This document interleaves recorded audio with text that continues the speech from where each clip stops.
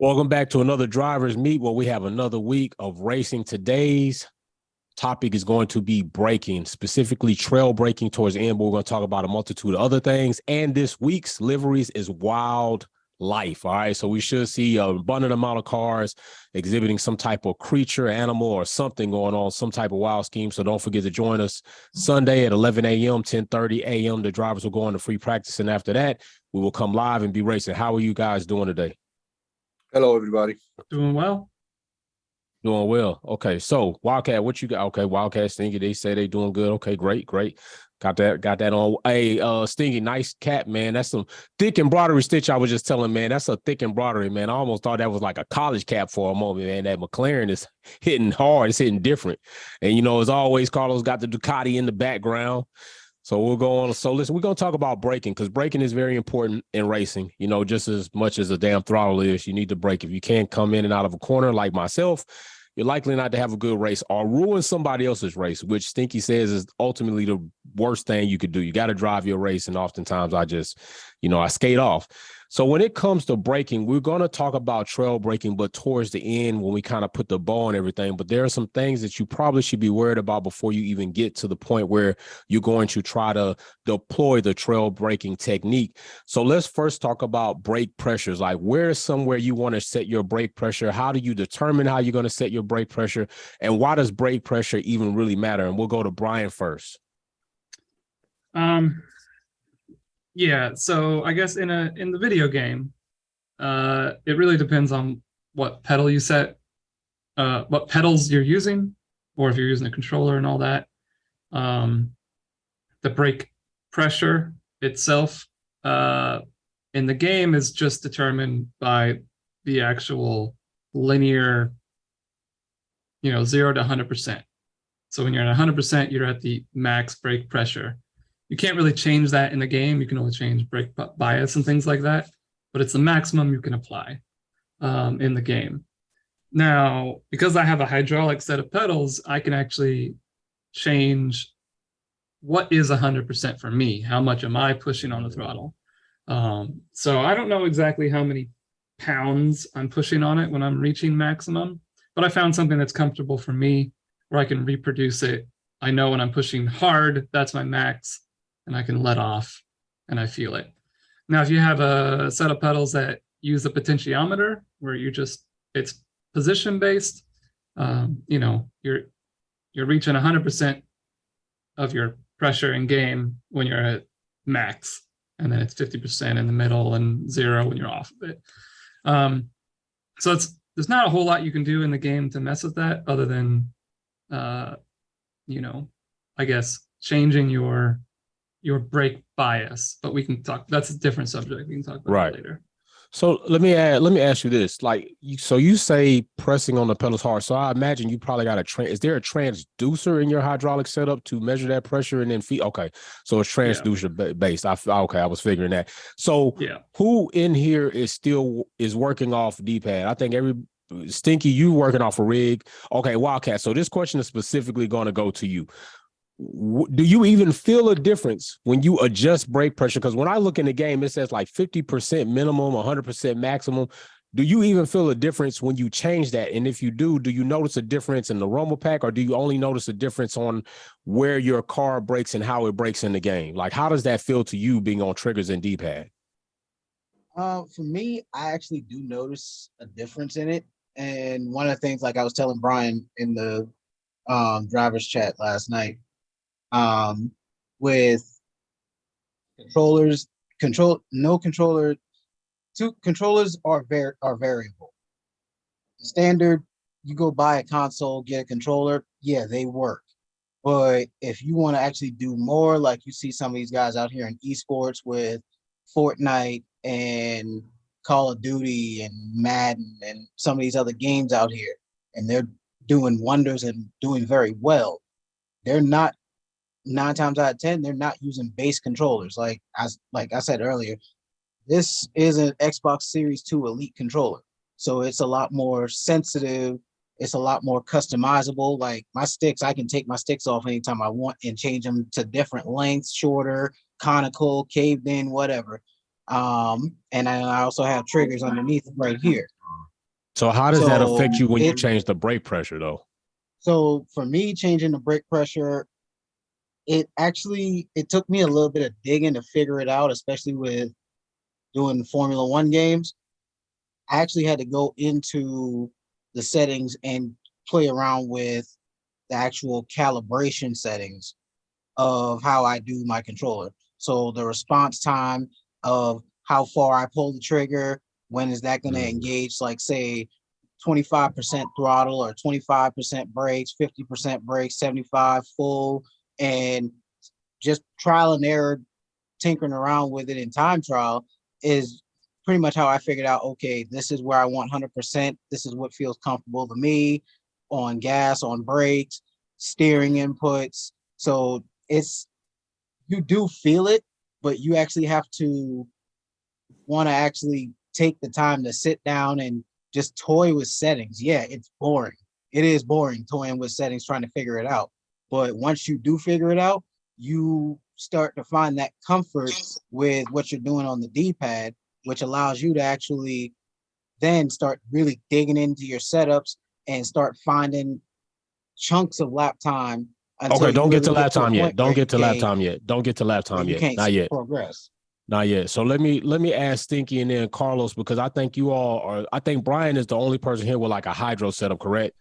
So Stinky and Carlos, you're still working off potentiometer based pedal settings, right? Yeah. Okay, so Stinky, how does that feel? Do you really see a drastic difference in that when you adjust it? And if you do, where do you see it? Because I imagine you're not feeling it in the pedal, so you're just majority kind of seeing it in the game where the game kind of clicks in and breaks. But how does that correlate to you? So the key is like for me, you mostly notice it when you turn anti-lock brake off. So I think I mostly run it in 100%, at least for that game. Other games it'd be different because you get like body roll and all that, right? But for F1, I just do 100%, and then like Wildcat said, you adjust your calibration of your pedals instead of the pressure in the game. So you just do 100% pressure. You adjust your actual pedals to adjust how much you want to know how much it feels. So yeah, so like where I put it, the game has this nice thing where you can have it less linear, so exponential more. So like the front part is a lot less than the back half, especially for Okay. potentiometers. We need it because you don't want to just have your foot on it and you're barely pressing it, but it's applying brake, right? So you can adjust it for that. You can adjust all those things. I think that's more important than actual brake pressure. Okay. For the F1 game, that is, because Okay. in a real car you would want to. So you adjusting that does happen. Like if you have less brake pressure, you won't have that. So if you didn't calibrate your pedal, like your actual settings, you'll notice you'll lock up less often just naturally because the game's not putting as much pressure in the front half of it. You have to actually push fully before it puts the 100%. So that's all it's really doing. It's just aiding you in the front half. So you can do less, but it's actually better to calibrate your pedals so you're always running 100%. You kind of understand where that 100% is and you adjust yourself instead. So okay. What yeah, about you, Carlos? Well, hello. Oh Yeah, yeah, we got you. there you are. Okay, it's a preference thing. What worked for Brian might not work for Stinky, might not work for me. What worked for me now is those pedals like the Fanatec that I have. I know Brian have some other stuff. They have third-party software that you can actually download, and you can set up the pressure that you want. It's different springs that you can put on there. It's different, like hydraulic pistons. Those are adjustable. The rake and the travel are adjustable. The curves are adjustable. So you have some free play here and there. And it's about literally because at the end of the day, the game itself is like you say, from 0 to 100 is the software that determines how much pressure, how much percentage of brakes you're putting on from 0 to 100%. but the feeling while you're braking, whether you're going to have a little slack, whether you're going to have, you know, like the pedals start light, and as you going into 100%, you get a little stiffer, you know, and then you have a little.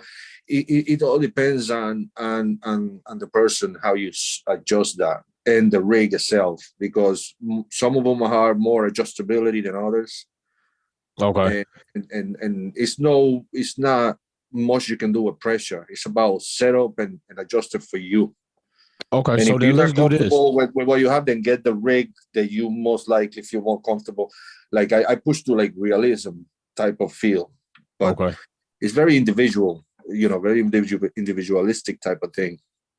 Okay, so let's do this. Let's cross over into brake bias, because Brian had already started us off earlier saying there was going to be a totally different conversation. So Brian, explain to people why this is going to be so much more of a different conversation than brake pressure would seem. Brian? Oh, he muted. He's like, God damn it. God damn Justin yelled at me. Okay, I'm muted. Okay. Got you. Yeah, so I'll give just a real quick explanation of what brake bias is for those who don't know. So brake bias is basically the difference between your front wheels and your rear wheels. How much, when you apply the brakes, do you want them to apply together? So if you put 50-50, your front and rear wheels are going to brake around the same amount. So if your fronts lock up, your rears are probably locking up too. Now, if you change it though, so that you have more downforce or more brake bias towards the front, you increase the percentage where you got 52, 54%, whatever you want to do, you're going to get more pressure on the front than you're going to get on the rear. So if you start braking hard, your fronts will lock up before your rears will. So that's kind of what brake, bias is. Most of the time in a lot of racing series, you're going to see people run more front bias. So you're going to have a higher percentage. Usually it's pretty close to 50%, but it's not uncommon for it to be 54, 56%. Based on track, based on car, based on all these different factors, you're going to fine tune that brake bias. Now, that said, what I have found in this particular game, it was not true in previous years, but in this year game, you almost always want to run 50-50. Oh, shit. Occasionally, you might do 52%, where you're getting a little more bias towards the front. But that will be like for tracks like Monza, where you got hard braking moments. Because if you put more bias towards the front, you're actually going to technically get slightly better braking force in a straight line. Okay. So that's when you'll want a little bit more brake bias in the front. Technically, if you have a steering wheel that can do it, or a controller where you can map things to, you can change your brake bias per corner. So you can head into a corner, you can move it from 50% to 52%, move it back down to 50%. So I have that mapped on my steering wheel. I rarely use it, because in this game, again, like I said, 50-50 is almost what you want to run all the time. But there are some corners, like the first corner in Monza, I might flip it to 52, finish that braking point, flip it back to 50. And that's the only time I touch it. God damn it. So yeah, I can't tell you exactly why this game is that way. Right. It's just faster to run 50-50. Yeah. So let me get this right. So you are changing on the fly, corner to corner brake bias settings. You absolutely can, yes. Okay, and I absolutely cannot, because first thing I'm gonna do is fuck up, because the one thing that I get is a message across the damn screen, and I'm already like squirrel, so I'm in the wall. Like, and then on top of that, I get constant reminders of that I got a lot of energy stored up, and that's another button I got to worry about. Yeah, you know, all that other shit. So here. I'm gonna go to Carlos next. Well, here, let me show you this, right? Let me see. Yeah, if it'll do it. Oh, God damn it. Maybe I got to turn this off. It's goodness too. It's goodness. Let's see. Well, there's a little flipper. Is that a rotary switch? It's a rotary switch. Yeah. Got you. And I put my brake bias there. So evidently your camera believes that you're much more handsome than that steering wheel. Apparently. It's a very good compliment, by the way. So, so Carlos, true, what do though. you run? I'm going to ask each of you drivers a question. I'm going to ask you, what brake bias do you typically run? And I want why. So 2-part question. Coming to Carlos first. What brake bias do you run and why? I agree with Brian with 50-50. Okay. When I used to run FSR and other things, it depends on tracks. But usually, on the normal circumstances, when I used to, go hole and setups, usually 50, 52, 54 towards the front. You get more braking power that way. The more, but you gotta be careful. You don't want to do enough that you're gonna lock up your front wheels too easy. But in this game, the brake bias is not a lot you can do about it. It's pretty much you can run a 50-50, maybe 52% if you like to deep brake into a corner, and then and then we go into the throw braking thing later on to because everything is together. It's a flow, it's a rhythm, but yeah, 50-50 is not much you can do with the bias in this game. And other games, it's very temperamental, and iRacing, FSR, simulators that they're more mimic the real dynamics of physical attributes of real racing. Okay. This is more, it's not arcadey, but it's not as in depth. Still a bunch of binary. Yeah. Got you. A bunch of binary code. I got you. I'm a 70-30 kind of guy. So probably why I have a lot of problems. So let me, Stinky, what do you run? What do your brake bias? Do you typically go with pretty much 50-50, and why? And do you notice a difference? If you've ever changed that drastically, do you notice a difference? Because I never run 50-50, and I will try tonight just to see what the difference is on a D-pad. But what do you do, Stinky? Yeah, so with this game in particular, it's pretty much 50-50. You want to run 50-50 the most. I think it's just with how the downforce is on these particular ones. In the older ones, I think a lot of the times you'd be around 54-ish. So you'd have a little bit more weight on the front end. Okay. But yeah, in these new cars, it's just 50-50 with occasional moving it forward every now and then. Depending on a corner. Yeah. Okay. And you also do changing on the fly at sometimes on your bright bias on some different circuits, or not so much? I'm not like as good where I do it on turns. I'll do it with tire wear. Oh, so I'll adjust it for that. I think that's usually, so what you do is you keep slightly putting it a little bit more forward, so that you could keep doing the same braking line. Because what's happening is you're getting too much wear. So if you're not putting a little extra pressure on the front end, you're gonna have to brake earlier. So it's kind of adjusting for that a little bit. You used to do it the other way, was also nice. So like before, when you'd be able to run like 54, it was nice because you could adjust both directions. So depending on if you're not getting enough grip through a corner, you can adjust it. And but this one, it's a little bit harder. You can only adjust one direction mostly. So it's a little rough. So I guess when you go in for pits, then you have to remember to reset that brake bias. Because now you got fresh tires, or no? Yeah. You would, if you were adjusting it, you would have to adjust. But we all do that. There's a lot of downtime to where you can adjust those when you're in the pit. So but yes, it is crucial. Sometimes you forget to. So yeah, we could talk about like wings and stuff with rain and stuff later. Right. But yeah, that plays a big role, like adjusting stuff based on weather conditions as well. It's very funny that you say it's a lot of time, in the pits, because I just got to focus on hitting A to get it in there right. And most of the time I'm getting the front wing replaced. So I'm watching that. But let me get Wildcat. What brake bias do you run? Do you change corner to corner, and why do you run the brake bias that you do is the question.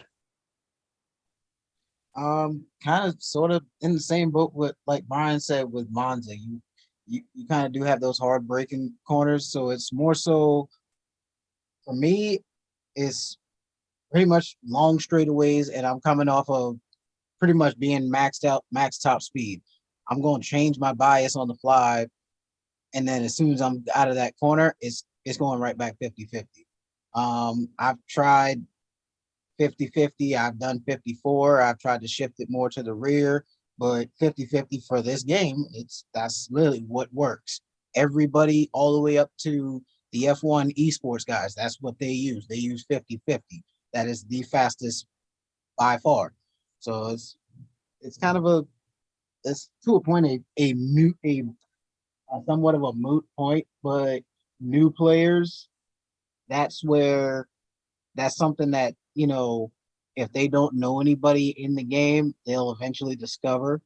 But for the most part, so new players like yourself, one of the things I feel like would help you when you tend to want to jump in after a race and you want to get in with us, that might actually something that kind of helps you, which it gets into setup customization basically. And so, I mean, to a point that could actually help you out with, hitting them corners a little bit and saving you some front wings and whatnot, Yeah, it won't help me. That won't help me because my whole point, you're gonna ruin what I'm doing here. When I get in at the end of the game is to give anybody who had a bad race a good race. Cause it's like, hell, if that dude sucks, I know I'm not that bad. I'm a positive reinforcement. Don't take that away from me, Wildcat. Fair enough. Fair enough. So let's do this. Let's talk about Brian, because you have a hydraulic potentiometer, so we have a good, and we got D-pad trigger, so we got a good mixture right now for a lot of people to understand. From D-pad to pedals is a drastic difference. Why is it drastic when it comes to a D-pad trigger versus a pedal that's a potentiometer when they pretty much have the same mechanical attribute, in my opinion? So why would that be like a vast difference for somebody? Sure. So I think, the main thing is when you got a controller, which I've got one here, your braking is this little movement right here, right? Correct. So you don't have a whole lot of distance you're traveling there. That might be 2 centimeters of braking, right? So it's difficult to be very precise with braking on a controller. Then when you get to a set of pedals that's potentiometer, your brake pedal's here and you're moving at a good couple inches with your foot. Okay. So you can find that 50% pretty easy. There's this thing called threshold braking where you're trying to find that point where your tires are about to lock up, but not much easier to do it with a set of pedals than it is with a controller. Okay. That said, even a set of, potentiometer pedals, it's going to be difficult to find that threshold braking because you don't really have any feedback through your pedals of what position you're at. It's just kind of, you'll learn over time. You do it a bunch of times. You kind of know, okay, I'm at 50, I'm at 100. So you kind of get a feeling for it, but you don't have that, like with my pedals, it's pressure based. So I know how hard I'm pushing. I know where I'm at. It is a little more difficult to do that with potentiometer set of pedals and definitely harder to do it with a controller. Wildcat is, the fact that he can do it so well, props. Right. Yeah, definitely. So Wildcat, I'm gonna come to you next because you've had experience with just OE triggers and then you upgraded to an elite controller. But where is that margin where you find yourself locking up? And sometimes because the finger like is close to the brain, so like you can get that signal a lot faster than your foot. On top of that, you got a shorter range of motion, a faster twitch, or else people would be, playing damn Call of Duty with their big toes and all types of shit like that. So where is that fine line? How do you find that damn range to know, like, okay, I'm about to lock up or not? Because, mine just, it's like pop, pop, pop, and I just lock up shit. So how do you do that? And how have you trained yourself to not lock shit up all the time? Well, like Brian said, like Brian just said, it to a point, it kind of, they're like Carlos and Stinky, they use potentiometer set, built pedals, whereas Brian's on hydraulic, so it's going by pressure. With controllers, and I'm being a little bit techie with this because I was be techie. I was an electronics tech in the Navy for my 6-year stint. Hoorah, Navy! I had to say that. It's guaranteed. If somebody says Navy, you got to say hoorah, Navy. And we ICs and ETs, we tend to we always digging into stuff, pulling it apart, and rebuilding it from scratch sometimes. Right. So with controllers, they're there's a little small potentiometer inside controllers, which is what gives you that like trigger pull that senses the trigger pull. Right. But for D-pads, it more so comes to the calibration. A lot of it is it's the calibration settings. You got to have the calibration settings set right. And then once you have that comfortable calibration set, then you go, all right, let me just jump it, find a track, something simple where you can just, which as I found out, Monza and Imola are probably two of the easier tracks to do it for just testing that kind of stuff out because you got a lot of straight line, not so much hard corners. You just go and then just keep pulling straight line hits, figuring out, all right, how far do I need to pull my finger back? Where's that point where I start feeling that tire lock up? And oh wait, there's that lock point. Okay, let me try it again, but not hit that lock point and you just gotta kind of keep going at it until your fingers actually develop the muscle memory for it. Got you.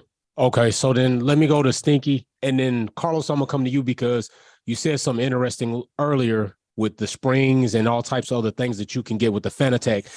Stinky, how do you find that sweet spot? Because you're using a pedal potentiometer setup. So how are you finding that sweet spot?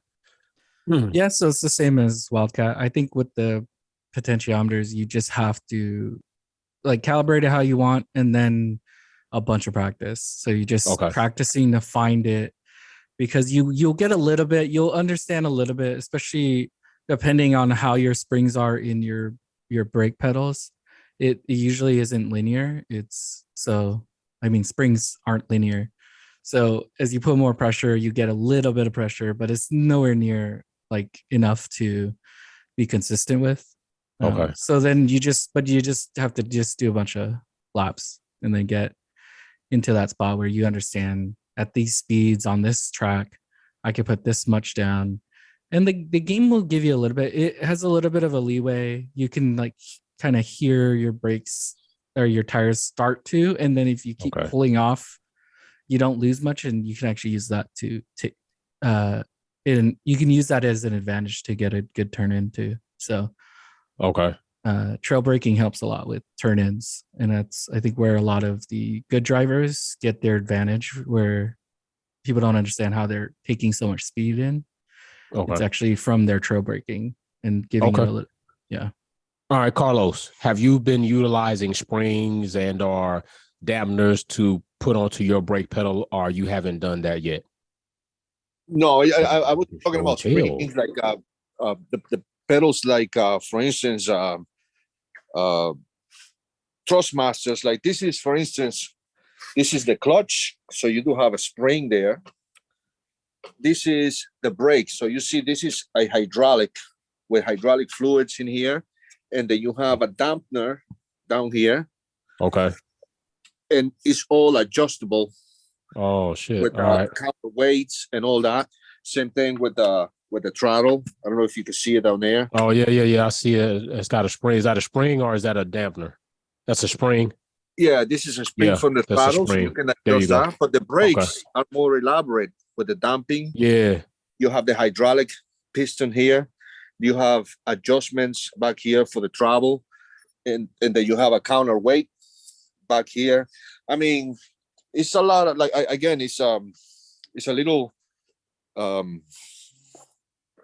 it's a lot about adjustment. Are you thinking about opening an arcade? Because it kind of looks like it.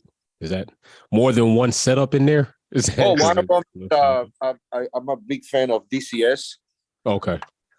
It's a aircraft, military aircraft, and that's a whole different thing with the sticks and the throttles and the collective for the helicopters. But for the racing, the brake pedal is pretty much the most important thing that you want to dial in.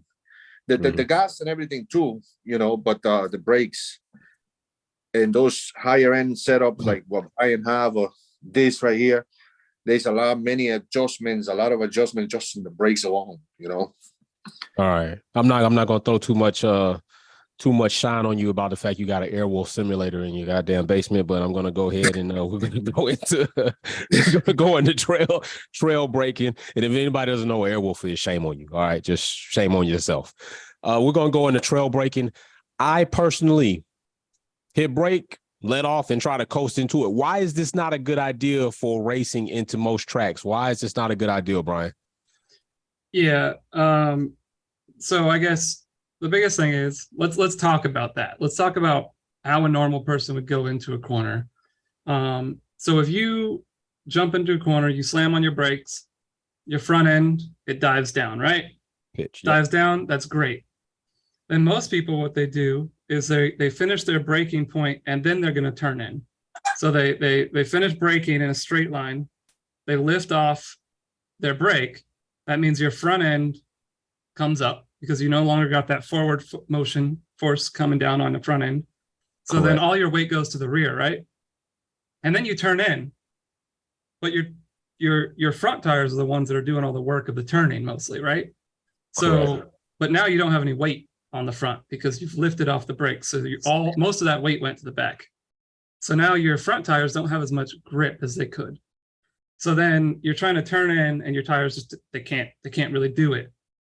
So then you got your car trying to go in, and at the same time you might end up trying to jump on the throttle too, and that even more your front is going to come up and your rear is going to squat down, and you just can't turn when that happens.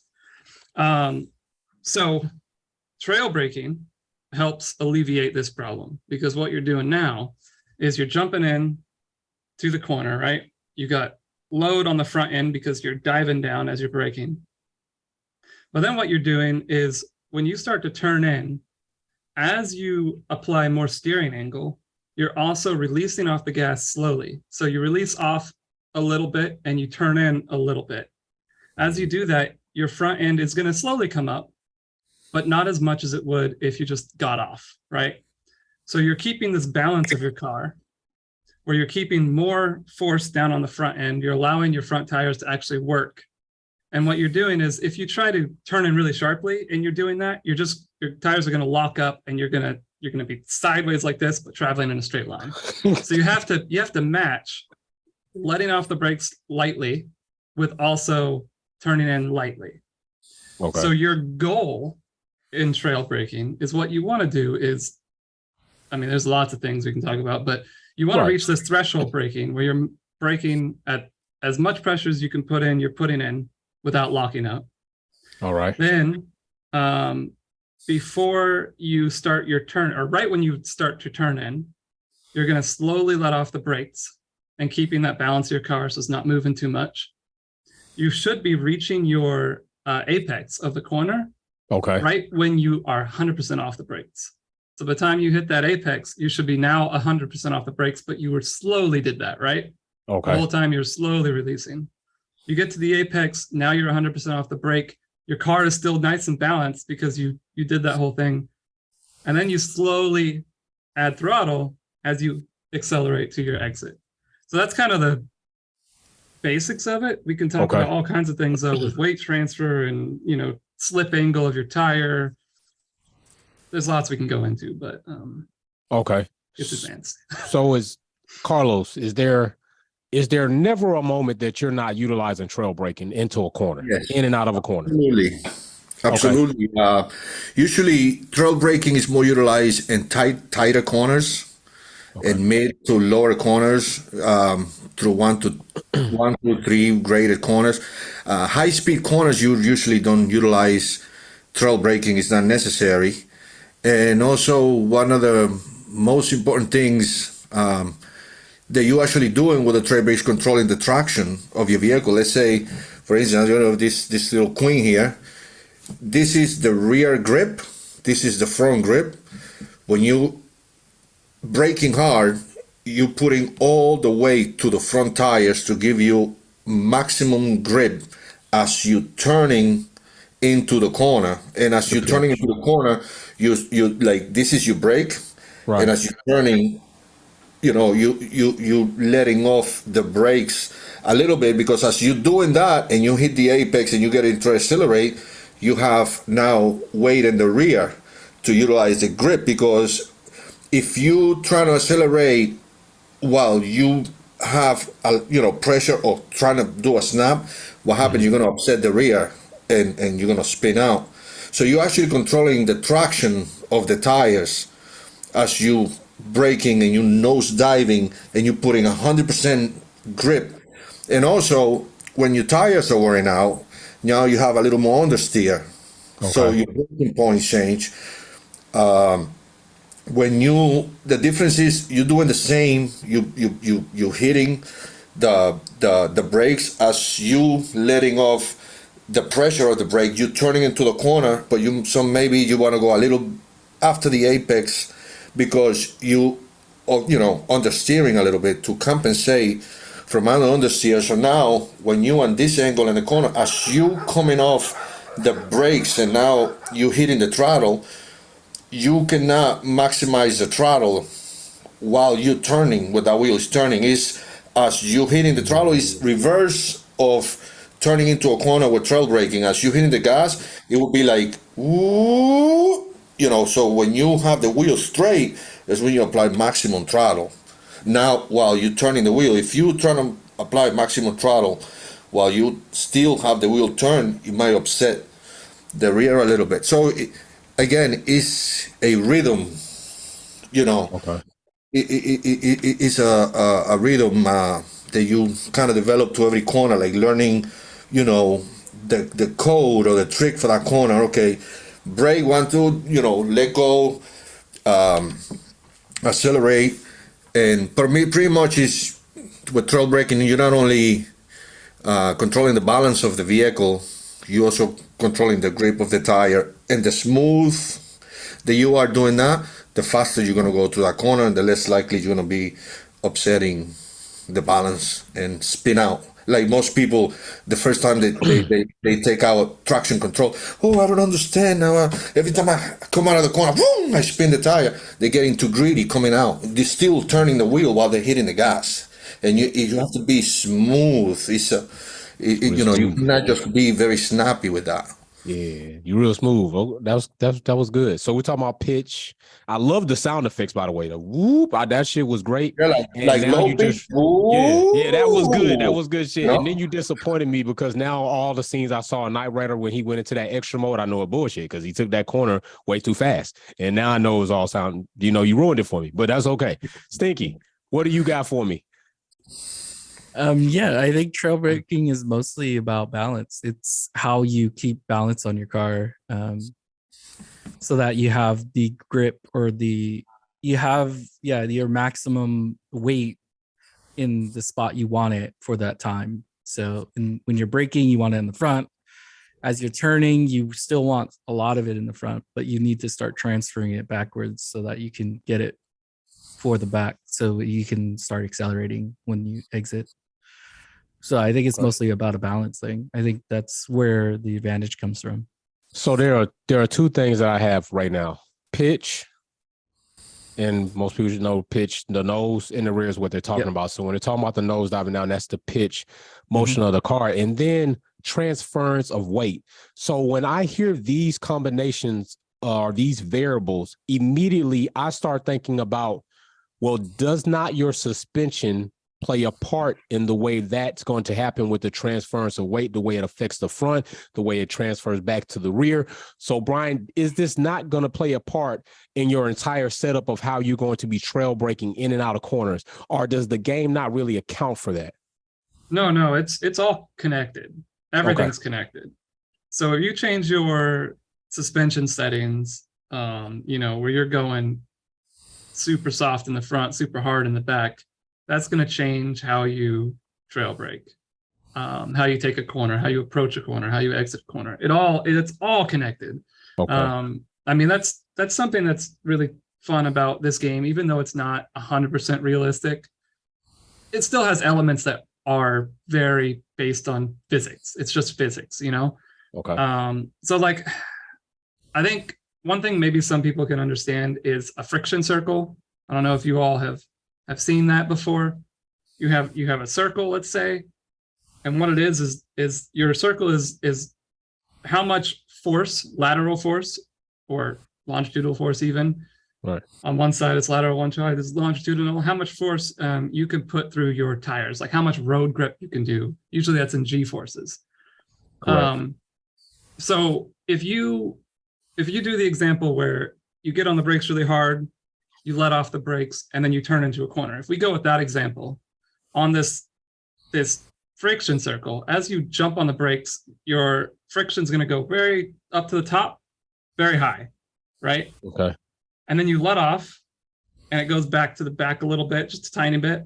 And then you turn in, and it slowly starts moving longitudinally this way to the right. So you got this circle that shows up as this way, then this way as you're going through the corner.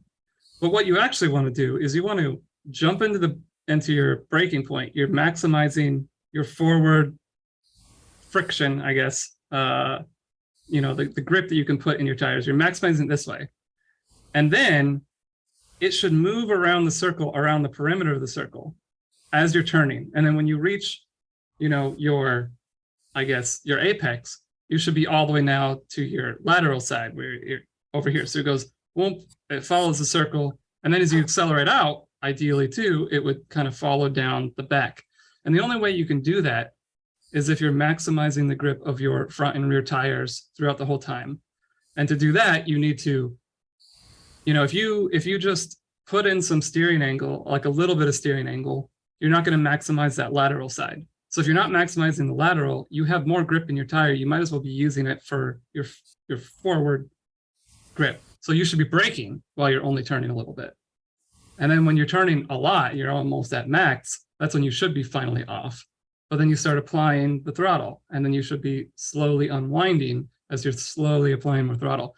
So the whole time, what we're doing as race car drivers, maybe you don't think about it this way, but what you are doing is you're trying to maximize that friction circle where you're on that perimeter, that friction circle the whole time, as much as possible. So that's a little advanced, and I'll try and put stuff in the Discord server about it. Right. To make it make more sense. I'll put some graphics and things like that. Okay. But that's what you're doing as a driver. And then everything you do with your suspension and all that, that's going to affect what inputs you have to put into the car to make that friction circle be maximized. It'll all change a little bit based on what you're doing. Yeah, here you go. Okay. Yeah, so when you're braking, you're adding that your friction's going all the way to the top front, but then when you start to apply some steering angle, it's going to start moving to the left if you're turning left here. So, Got you. Yeah. Okay. So there we go. A friction circle for you all that may not have known what that is. I believe the GTR also has one in it. In its software, I think it has one in its software where it has a friction circle where you can see where even my car, my GTI has one that you can see while you're driving. It's kind of fun. It is fun to watch. Yeah, and another thing to note too is Formula One cars, they don't have a friction circle that's static. And the reason they don't have a static friction circle is because of downforce. So the higher speed you're traveling at, the wider your friction circle is. You can take a corner at 5 Gs when you're going 200 kilometers an hour because your car is being pushed into the ground further. So if you start slowing down, the amount of friction or amount of grip that you have in your tires starts decreasing. So you're only going 40 kilometers per hour. You can only grip at 3 Gs, not 5 Gs anymore. So that friction circle actually changes in a Formula One car. So if you can enter a corner carrying more speed, you actually technically have more grip through that corner. You just got to make sure you don't overcook it and go into the wall. So there's a lot to think about because you're like, okay, I can go, if I go into this quicker, I do have more grip available. Right. But also you got to find that balance of how quick is too quick. So, damn. Yeah, it's a lot to it. Physics is fun, man. Yeah, I be baking up some shit. Like I'm a good cooker. Like Chef Ramsay would love me. Like I cook shit on track. That's what I do. And to add, that's the things that when you get older, it's a lot to do with reflexes and reaction times. And as you get older and those things get slower or whatever, then like, oh, I didn't catch it quick enough. It didn't react. That's why Hamilton, I don't know what's going on with that dude, that he maintained that at that level and beat Max, that is supposed to be the greatest driver of all time. And Hamilton at his high 30s still beat him flat out in 2020. Beat him. Right. That's it. And Max is theoretically supposed to be a half a second at least faster and just physical attributes alone. Right. And he couldn't, But those are those anomalies. Though all the greats like the GOATs. You got LeBron James playing basketball for the longest. You got Tom Brady out there. Wayne Grady. When you think Nolan Ryan, when you think about all the Irvin, Deion Sanders, like all these Serena Williams, all these elite anomalies happened where they go against the odds, the norms that we know. And so Hamilton obviously is one of those people. And it's going to be awesome to me to see who's going to be next. Like, I think that's the good thing about part of sports since you brought it up. It's like, who's going to be next? Who are we going to see that's going to break that mold? And, it might be quite some time, so we never know. But I do want to know this. We're going to get into this part of the show, and it's going to be troubling sectors. So I'm going to start off with Wildcat first. Where is your troubling sector, sir? All right. Real quick before I get into that, Jay, two things. One, check your DMs on IG. I just sent you something. Don't say nothing. All right. And two, what's Airwolf? No, I'm just kidding. I was about to roast your ass. I was about to roast you. Oh, shit, though. I'm glad you stopped me. I was about to go full send on that. Like, go ahead. Honestly, I would say my hardest sector in Bahrain is, I'm not even gonna say all of sector 2. It's basically it's basically turn 9 and 10. Okay. Turn 9 and 10. It's mainly because it's a double left, basic kind of like Spa. Okay. It's like Spa with a double left, except so you're talking about to you 9 and 10 is like a double apex. It's because I treat it like a double apex because it's like you're lightly turning left, and then you go into a heavy brake zone, and you actually have to.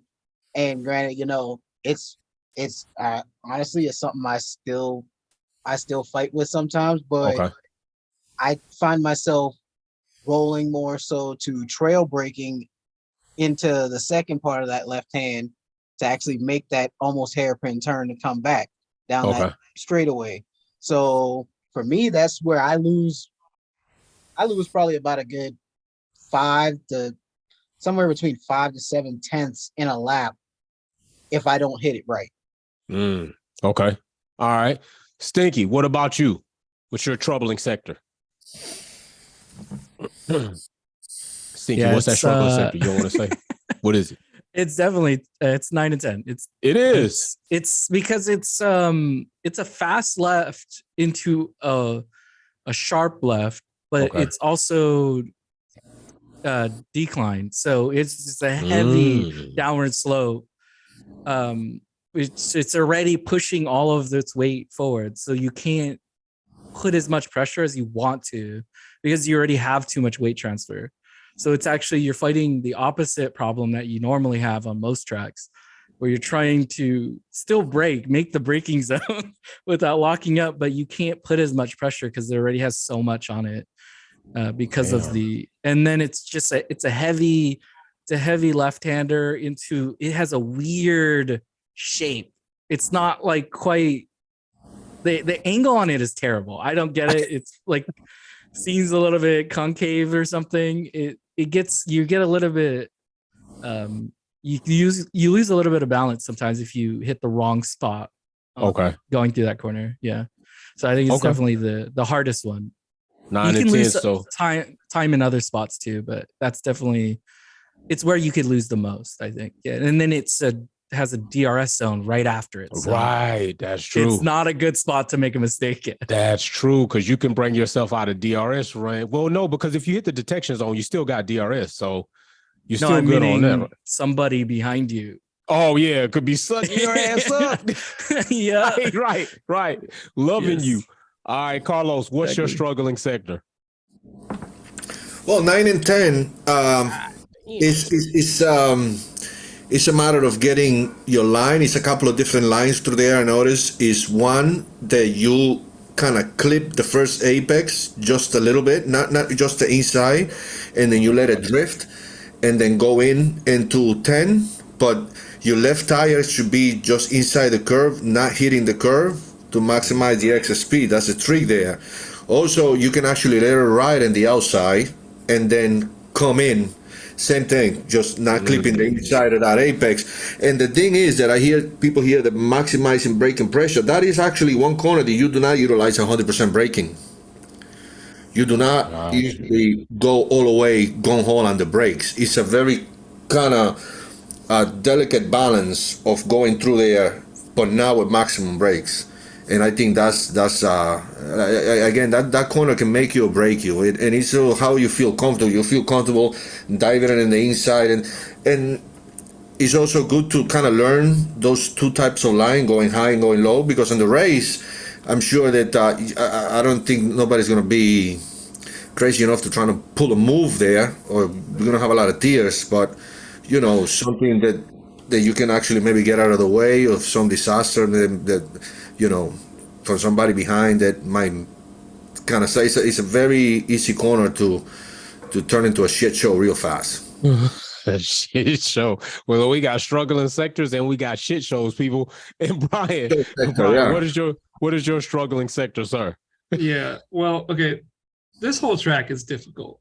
I'll just say that. Now, when you get a lot of practice on it, you can feel pretty comfortable. But when you start racing side by side with people here, it's a difficult track. Because when you get offline, there's so much different elevation change going on, camber in the corners.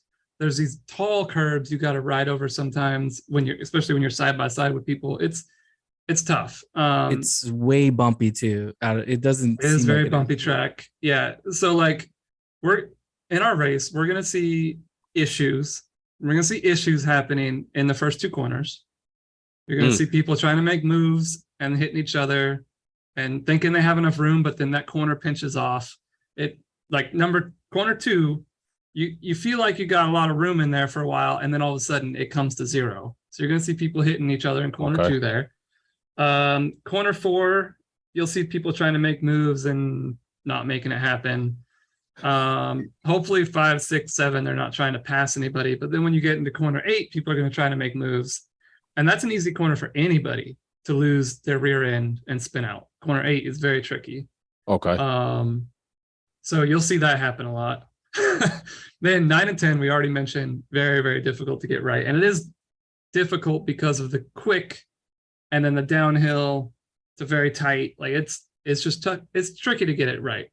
And then again, if you're side by side with somebody, you just don't know, like where do I go? How do I handle this? Like by yourself, it's not too bad once you get used to it. But all right, yeah. And I will say on the exit of corner 10, there's 2 different things you can do. You either avoid that exit curb where you're only kind of touching it a little bit with your right side tires, or you go right over the top of that exit curb, where you're kind of straddling that curb, and you have to straddle it the whole way, because if you try to get off of it mid-corner, you might unsettle your car and spin out. So be careful about that in corner 10. What about this snail coming up? What about that? So 11 should be all right. Somebody might try to dive bomb, but people can usually get through it all right. 12, your car gets a little light because of the camber in the road. So you might see some people lose the rear end there as well through corner 12. Because when you're going 11 and then you're quickly turning through 12, people will just slide out there. 13's not too bad. You want to make sure you get a good exit, because people will try to dive bomb you into 14 as well. So yeah, it's gonna be. I expect a lot of on-track action. For sure. Oh, yes. 12 is where you're going to see late errors, I think. That's where people are going to make mistakes late in the race. Yeah. And I will say, honestly, I struggle most with corner 9. That is my corner. When I'm trying to set somebody up for a pass, I forget about my traction there or something. I don't know what it is, but I spin out in corner 8 a lot. So I'm hoping I don't do that this race. Yeah, what you're saying is, if I get up on you, Brian, I need to make my move in 9. Yes. Okay, I got absolutely. Yeah. Oh shit. Okay, Carlos, what you got? Matter of fact, I'll tell you what, Carlos, you're gonna kick us off. We're gonna do something different. Usually Brian does 3 tips, but this time I'm gonna challenge you all that you're in here. We're gonna do 1 tip each. All right, but you can't say the same tip, and you can't even elaborate on the tip that's already been there. If it's there, if Carlos says it, you have to find a completely different tip to give viewers in order to help them with this track. So, Carlos, what is the first tip? Patience. God damn it. Patience. Okay, why? Why? Because like Brian was saying and everything, you cannot be dive bombing here. You cannot. This might be a wide track, but it's some off camber turns like 8 and even coming off 2. That if you get greedy and you're not patient, it's gonna be ugly. Okay. All right. And by the way, man, your mic sounds fucking excellent, brother. Like it kind of envious of that microphone. It's nice and crisp. So what we're gonna give Stinky. No. Wildcat, you're next. Patience is already there. What are you gonna say?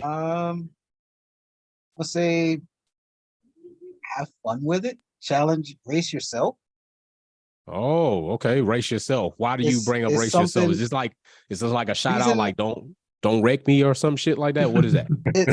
It's more so, and it's something I learned because I shoot. I don't know if y'all have heard of it, but I play an APA pool league.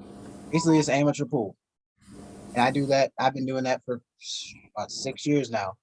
And one of the things that we emphasize in pool league is when you step on a pool table, everyone thinks, oh, you're playing your opponent. You're not playing your opponent. You're playing what the table gives you. You're playing how fast that table can roll and where the balls are on the table. That's what you need to focus on.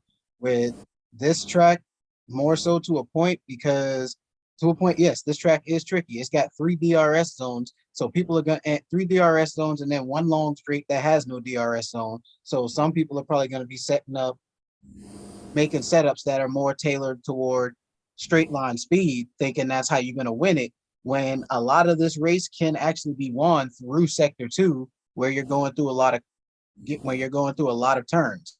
Look at how back in 2014, where Lewis and Nico had that little tussle back and forth. They both had fun with it, but they both also knew sector 2 was where one of them had to make the move that was going to seal the race up.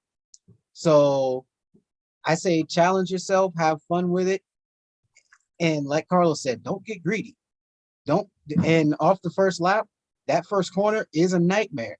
Even in real life F1, turn 1 is always a nightmare because you got everybody in the back half of the field trying to shoot past everybody that's actually braking and trying to stay in a line and just get on through. Just wait, file in line, and we'll just race it out. And where you lay is where you lay. But at the end of the day, let's try and have fun with it. All right. Yeah, he's right. Because turn 1 today, when I tried to track, it immediately showed up on F1 Authentics for sale because it came right the fuck off the car. So I'm going to give it Stinky. What do you got?